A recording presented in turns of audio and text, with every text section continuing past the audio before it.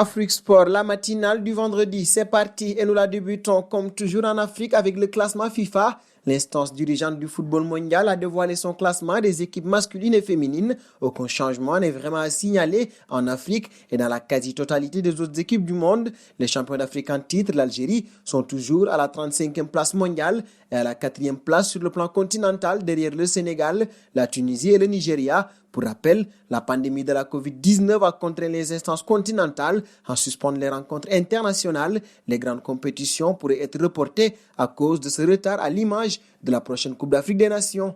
Nous filons désormais en Tunisie. En fin de contrat, le latéral droit international olympique, Raed Fadeye, n'a pas reçu d'offre de prolongation de la part de son club mère, l'Espérance sportive de Tunis. Son agent aurait exigé une amélioration des termes de son contrat jugé inacceptable par le bureau sang et or à en croire Nesma Sport. Le club croate NK Lokomotiv Zagreb lui a fait parvenir une offre officielle pour remplacer Frank Karacic en partance lui pour le champion croate, le Dynamo Zagreb, auteur d'un but et de 2 passes décisives en 6 matchs livrés cette saison avec le club sang et or. Fadeye a une valeur marchande de 300 000 euros. Nous parlons désormais de Samuel Eto'o qui s'est penché sur le dossier Léo Messi, plus indispensable que jamais à son équipe. Le septuple Ballon d'Or se rapproche toutefois doucement mais sûrement de la retraite, une échéance que son ancien coéquipier en Catalogne, Samuel Eto'o, souhaite repousser tard, très tard.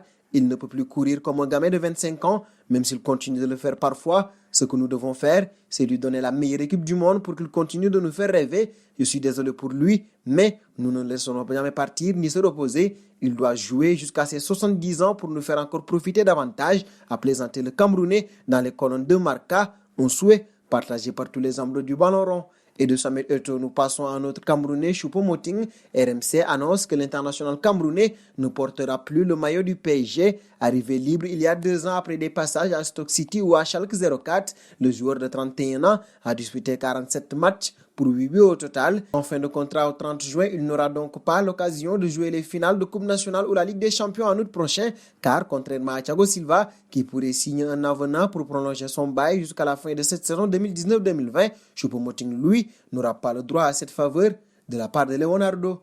Seconde partie de cette matinale et nous la débutons avec la FIFA. L'instance mondiale autorise les joueurs professionnels à porter 3 maillots différents en 2019-2020. En temps normal, les joueurs ne peuvent évoluer dans plus de 2 clubs lors d'une même saison, une mesure qui avait par exemple empêché Hatem Ben Arfa de jouer à Nice en 2014-2015. L'instance a aussi modifié ses règlements concernant les calendriers de transfert pour prendre en compte la longue interruption des compétitions liées à la pandémie de coronavirus. La FIFA permet donc sous condition que la fenêtre estivale puisse chevaucher exceptionnellement les fins de championnat 2019-2020 reprogrammées pendant l'été.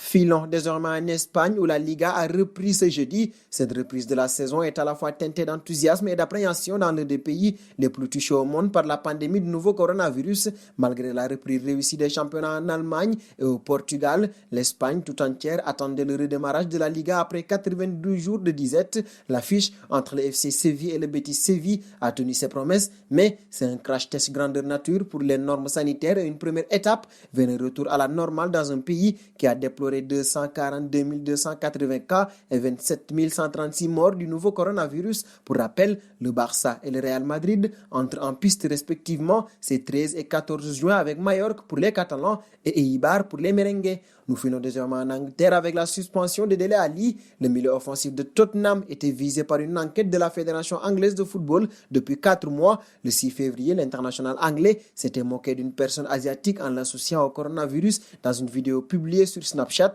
Il s'était excusé sur ses réseaux sociaux et l'avait même fait sur la plateforme chinoise Weibo. La Fédération anglaise a finalement décidé de suspendre le joueur de Tottenham pour une rencontre et de lui infliger une amende de 50 000 livres sterling, une sanction qui lui fera manquer le match de reprise de la formation de José Mourinho, qui est un choc contre Manchester United le vendredi de la semaine prochaine. Ce sera à Londres et c'est d'ailleurs en Angleterre qu'on terminera cette matinale avec Liverpool à 10 jours de reprendre la Premier League avec un derby de la Mersey sur la pelouse d'Everton. Les Reds se sont imposés 6 buts à 0 face à Blackburn, club de Championship. Sadio Mané, Naby Keita, Takumi Minamino et Joel Matip ont tous marqué, tout comme Kijana Over et Leighton Clarkson, 2 espoirs de 18 ans. Ça promet déjà du côté d'Anfield.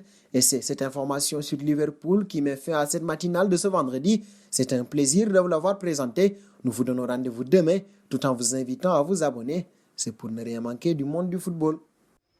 Abonnez-vous sur la chaîne Afrique Sport pour de nouveaux contenus exclusifs de vos sportifs préférés. N'oubliez pas également d'activer la petite cloche pour ne rien rater.